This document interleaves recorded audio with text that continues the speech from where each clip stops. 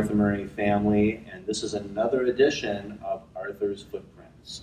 My name is Troy Baeten, former Arthur Murray and United States Rising Star Smooth champion. And today we're going to talk about, very exciting, the vertical position. And I can't get much done without it. It can be a little dry, but there are lots of tricks we can use to get into great positions that make our dancing look easy. How many times have we watched those top flight couples and we say, gosh, they make it look so easy. And as one of my coaches once told me, because for them, it is. And the reason why it's easy for them is because they're in that vertical position. They've gotten comfortable with being able to maintain that position with very little effort. So as they're moving, they're not exerting themselves trying to create the big step or trying to hold something that's in an unnatural position. So we're going to go through some exercises today, things that you can do at home, that you can practice by yourself. The nice part about practicing by yourself, you're always right. So what I need is, for demonstration purposes here, I have a little ruler. Now this is because I like to do this when I'm teaching. Actually, it's to demonstrate the position of our center relative to our foot. Right? So, and when I say center, we're just going to use this to demonstrate the position of my spine, right? So that we can see against my very professional sweater vest here, the position of the ruler. Now, my goal is to move my body onto my left foot. That sounds about as easy as it could possibly get. I'm in the middle as the ruler demonstrates, as the yardstick demonstrates here. All I need to do is move everything over there. And yet when we're dancing, when there's another person in front of us, it's funny how this can be a more difficult prospect than it seems. And what we see is maybe something like this. Because we're flexing, we're rising, we're falling, and all of a sudden we're in this position. And remember, the goal was to keep this intact and move everything over to that foot. So when you're practicing this, I'd want you to see that the ruler between the feet, what I want to do is get that ruler to go down onto my foot. So there's my center position. I move everything over to my foot so that when I go down, I can put that ruler down right in front of my foot. I'm not putting it down over there. That would mean something bad happened, unless I'm striking a pose, of course. Right? We're just dealing with the vertical today. Right? So that's going to be your first and perhaps your most important exercise. Such a simple thing, so easy to talk about and really to practice. But once you get that ruler in front of you, you might have a couple of growing pains as you try to work out getting that ruler to stay vertical and to go first over one side and then over the other. Now you can see I'm starting to go further, aren't I? As I flexed my knees, I'm able to take everything a little further and put it outside of the foot. It's no longer, I didn't stop here. I'm going a little further than that. And how do we do that? Simply by moving everything in one piece. Again, such a simple concept. So I'm not moving my head over my foot. It's not a bad piece of advice. We hear it all the time. Get your head over your foot. But of course, it's just the head. I also need to get my hip over my foot. Everything needs to be lined up all the time. Very few exceptions. Sometimes we have artistic exceptions, but that's it. Even shaping elements are very vertical positions when we strip away all the bells and whistles. We'll get more to that later. What I want to talk about is how this idea affects how we move down and around the dance floor. In fact, without this idea, we can never really understand and employ the use of swing, that magic word that we hear from our teachers when we're getting all advanced and they're getting excited and they want to introduce you to more open style footwork. So we've gone side to side. If I were to use my trusty little tool here to go forward and back and demonstrate that, now it's getting even harder So again, you can see the ruler going straight down, very simple, going down the seam of my pants. As I move forward, as I lower or have any flexion at all in my body, we kind of know anatomically what's going to go wrong, how we're built to make this mistake. Uh-oh. Yeah, now my ruler is pointing somewhere funny, and I'm trying to move into a position, right? Nothing good is going to happen from here, as you can well see. But it's a common and acceptable growing pain. And it's more acceptable if we can find it sooner. So one of the ways I do that, we're not dealing with a lowering action yet. In fact, we might not today at all. All I'm trying to do is get this ruler of mine to move forward with me.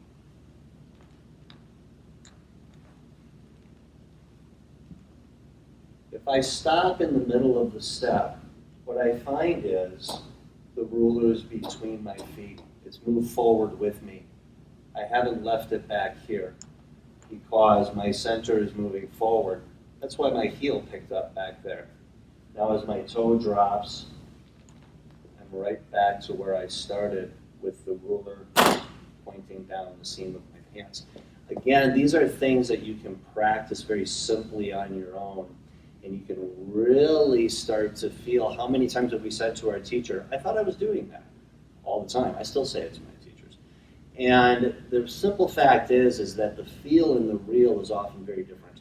And we have to try to close that gap between the feel and the real so that what we feel we're doing right is actually happening, so that people watching us go, good job, rather than do it again. All right, so as I move forward, if my ruler moved forward with me, that means when I change weight, something interesting happens. This back foot of mine comes underneath me naturally. I don't have to make it happen. I don't go forward and go, oh shoot, I forgot my foot back there. I better bring it with me. Someone grab that for me. Okay? You'll never have to have that conversation with yourself. So now we're getting more advanced. Let's say we're doing a box, a really cool box, like the cool kids do. So as I move forward, and I'm starting to employ a little more rise and fall, I'm still not really talking about it. As I move forward and I'm using my ruler, as I step onto that left foot, ooh, now my right foot passed underneath me and is already pointing forward. Wouldn't that be cool if that's how I did side together? As if my side step started as a forward step. That would be pretty much the most advanced thing ever. Good news is we can practice these very advanced concepts, and I encourage you to practice them with very basic patterns. In fact, never stop practicing those basic patterns. Practicing this in front of a mirror over and over and over again is one of the absolute best things you can do. And once in a while you can practice your one-piece takeaway. All right, you get bored. All right, but back to dancing. Yeah, just like that. Going forward, going back. Always the center pointing where it's supposed to point. Every single time, without fail. So there's very few times where this is a good idea, where we think, no, not this time. Here, we would want to do this. It's never really going to be effective. So now when I go backwards, I'll just go same direction. So same thing. I want to try to make sure everything's moving together so that that ruler is always pointed where my center is. I don't tip backwards with my head. I don't go backwards with my rear end first and forget to bring my head. All of it moves back together. And when that happens, again, a curious thing happens.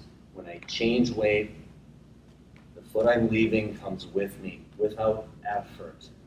That's the number one thing, is how do we get that leg speed to look so fluid and smooth and effortless? It's effortless because if we're doing it right, it takes no effort. It happens by itself. That would be great. You don't want to get into a situation where you have to try to remember to pull your foot, remember to pull your foot. That should happen because it's connected to that thing. Yeah? So, Remember when we went forward? Let's try that going back. If I go back well enough, what happens to my left foot? Ooh, it actually released all the way back, which would then become a side step.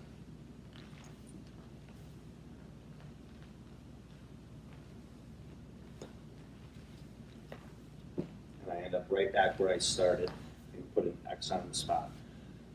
So far, so good. Yes, so we started with the side to side, right?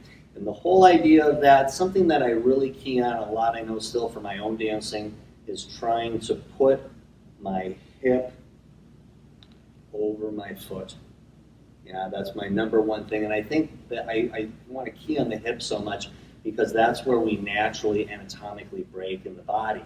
That's what the hip flexors are designed to do, which is great if you're skiing, right? But as a dancer, we're trying to keep that more vertical. So I really key on not letting this happen if I'm trying to move to the side. I try to make sure that I put my hip over my foot every single time.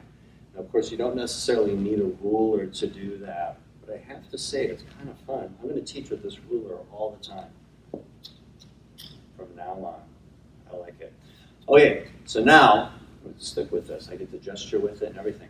So now, what about shaping elements? Because that's another place where things get even more fuzzy. Because we see the girls and the guys doing stuff that kind of looks like it, like maybe I'm supposed to do it like this. I saw Danny Atkins do her shape, and she's so wonderful at that. I want to do it like her. Well, let's figure out how she does that. I can't do it like her either. But we can figure out the concept of how she does that. Again, it starts with this idea of a vertical position. Remember when we were going side to side? I know I keep coming back to this, but it's such an effective tool. So if we think of the first really aggressive shaping action we're taught, it's a medial corte. One of the hardest steps in Bronze 1 that we learn, or Bronze 2 for that matter. So I'm stepping onto my right foot, and if you're the boy, you should be doing this too. I want you to feel the lady's pain. Right? So everybody should learn how to do a shaping element no matter what. So one of the things that happens is, and I'm not necessarily even going in the order, we see the position and we know it's attractive. We know, for instance, that my foot over there, that doesn't look nice, right? So a lot of you would fix this. You would go, oh, I'll fix that. There, now I look nice. But that's not really the way to fix it, is it? My ruler's in the wrong position. If I would simply fix the ruler, that would fix the foot. Let's try. I'm right. Every time. All right, so now, if I want to go further, this is where we start getting in trouble. Because this seems pretty reasonable, doesn't it? Yeah, just as a normal standing position. It looks more shaped because of my depth, by the way, right? It would be the same vertical position if I were up versus if I'm down, right? It's just harder work to get the hip over the standing foot the deeper I go. Making sense so far? Now, I know what you're thinking. You're hungry. No, you're thinking about the shape. So now, once I get here, I'm trying to do more shape. And that's where things go a little wrong. And we can use our ruler here. I like this idea. So now, I've got this horizontal position that the ruler is in. I hope it doesn't slide off. Here, I'll just do this. So there's my ruler. Now, of course, we know what's going to happen if I do this wrong. Uh-oh. Yeah, we can't lose the ruler. So what I want to try to do is keep this in exactly this position. No matter how far I shape this way, I need to support that shape. No matter how far I want to go, I have to continue to support that shape. That means I'm going to have to lift the side I'm shaping to. I slowed down there to make it count.